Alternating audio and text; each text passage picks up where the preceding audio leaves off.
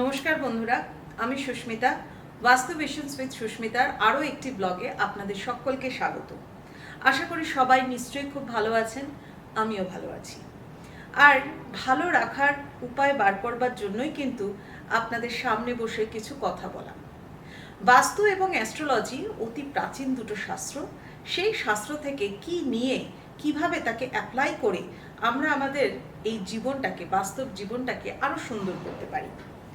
আমরা আয় করি ব্যয় করবার জন্য, খুব সত্যি কথা, কিন্তু তার মধ্যে দিয়েও ভবিষ্যৎটাকে সুরক্ষিত করবার জন্য আমরা কিন্তু সঞ্চয় করে থাকি।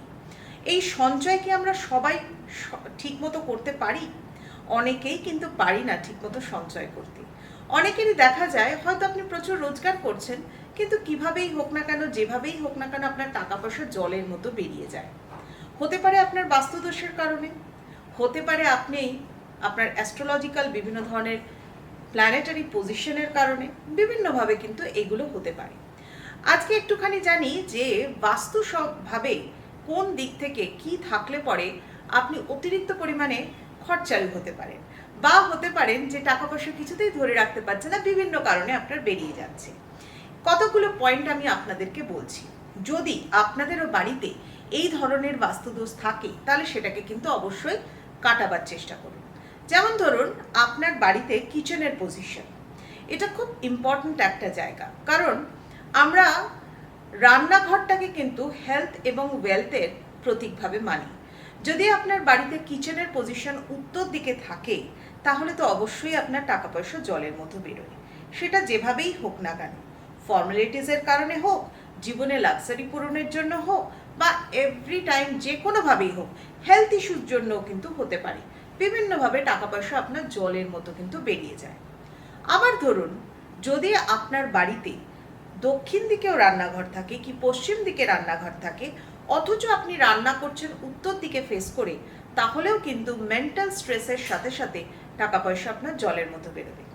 বাড়িতে যদি কিচেন টয়লেট পাশাপাশি থাকে, একই কমন ওয়ালে থাকে, বা যদি আপনার সদর দরজার সোজাসুজি যদি টয়লেটের দরজা দেখা যায় তাহলে, অথবা যদি বাড়ির দক্ষিণ পূর্ব কর্নারে কোনো জলের স্থান থাকে, ওয়াটার ট্যাঙ্ক থাকে, ওয়াটার রিজার্ভার থাকে, সেটা ওভারের ট্যাঙ্ক হোক বা আন্ডারগ্রাউন্ড রিজার্ভার হোক, যাই হোক না কেন, যেভাবেই হোক না কেন, যদি দক্ষিণ পূর্ব কর্নার, যাকে আমরা ইউনিভার্সালি বলে থাকি, এটা হচ্ছে ওয়েল সেক্টর, বা যাকে আমরা বলে থাকি মা লক্ষ্মীর স্থান, যাকে আমরা বলে থাকছি যে টাকা পয়সা সঞ্চয়ের একটা জায়গা, এই জায়গাটাতে অর্থাৎ অগ্নিকোণায় যদি কোনো রকমভাবে আপনার বাড়িতে জলের স্থান থাকে তাহলে মা লক্ষ্মীও কিন্তু ভীষণভাবে চঞ্চলা হয়ে পড়বে।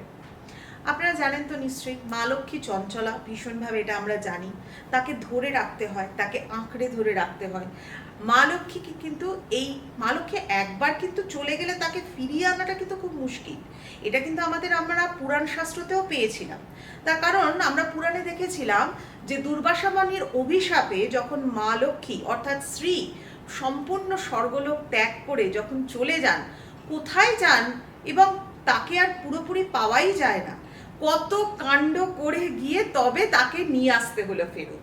শ্রী মানে পুরোপুরি শ্রী কিন্তু আমাদের এই স্বর্গলোক থেকে হারিয়ে গেছিল, ইভেন পৃথিবী থেকেও হারিয়ে গেছিল। কারুর কোনো রকমভাবে অর্থ সঞ্চয়, সোনা গয়না কোনো কিছুই ছিল না। সেই সমুদ্র মন্থনের সময় অষ্টদশভুজা মহালক্ষ্মী শ্রী কিন্তু আবার আবির্ভূত হলেন, এবং তখন আবার শ্রীকে আমরা ফেরত পেলাম আমাদের পৃথিবীতে, স্বর্গলোকে, সব জায়গায়। তাহলে মা লক্ষ্মীকে ধরে রাখতে গেলে কিন্তু অবশ্যই আমাদেরকেও কিন্তু কতগুলো পয়েন্ট, কতগুলো নিয়ম মেনটেন করতে হবে। আপনার বাড়িতে দক্ষিণের দিকে যদি কোনো রকমভাবে, দক্ষিণ পূর্ব দিকে যদি জলের স্থান থাকে, সেটাকে রিমুভ করবার চেষ্টা করবেন উত্তর দিকে ফেস করে রান্না না করবার। যদি করেন, যদি আর কোনো আপনার অপশনই না থাকে, তাহলে কি করবেন?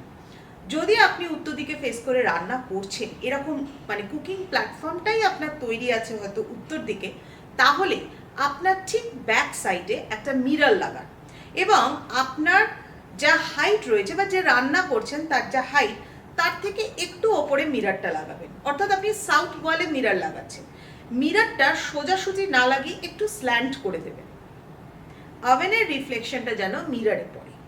এটাতে আপনি অনেকটা পরিমাণে কিন্তু এই ধরনের বাস্তুদোষটাকে কাটাতে পারবেন। নেক্সট পয়েন্ট আমি আর একটা বলবো আপনাদের জন্য, সেটা হচ্ছে পশ্চিম দিকেও ফেস করে রান্না করা কিন্তু উচিত না। যারা বাড়িতে পশ্চিম দিকে ফেস করে রান্না করেন তারা আপনারা মিলিয়ে নিন, তাদের লাক্সারিয়াস এক্সপেন্স প্রচুর হয়। হওয়ার পর তখন মনে হয় এটা না করলেও হতো, এটা দরকার ছিল না, অতিরিক্ত বেশি একটু খরচা হয়ে গেল, এটাকে আমি বাঁচাতে পারতাম। এই ফিলিংসটা কিন্তু তাদের পরিবারের মধ্যে প্রচুর হয়। আর যাদেরই বাড়িতে দক্ষিণ পূর্ব দিকে এই ধরনের সমস্যা রয়েছে, জলের স্থান রয়েছে, সেগুলোকে চেষ্টা করুন সেই জায়গা থেকে রিমুভ করে নেওয়ার, এবং আপনার বাড়িতেও মা লক্ষ্মীকে স্থিতিশীল করুন, তাকেও ধরে রাখুন এবং শ্রীবৃদ্ধি করুন। বাড়িতে শ্রীবৃদ্ধির জন্য শ্রীযন্ত্রম আমরা সবাই স্থাপন করতে পারি, প্রত্যেকে রাখতে পারি, কিন্তু তার সাথে সাথে এই বাস্তু দোষগুলোকেও কিন্তু আপনাকে কাটাতে হবে।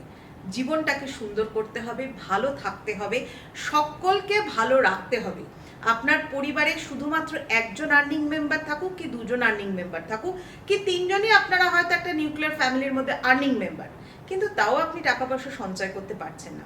ছোটোখাটো সুস্মিতার এই টিপসগুলোকে একটু ফলো করুন, বাস্তুর এই রুলসগুলোকে একটু ফলো করুন, দেখবেন আপনিও কিন্তু আগের থেকে অনেকটা ভালো রয়েছেন, মানসিকভাবে ভালো রয়েছেন এবং ফিনান্সিয়ালিও কিন্তু অনেকটা আগের থেকে সাউন্ড হয়েছে।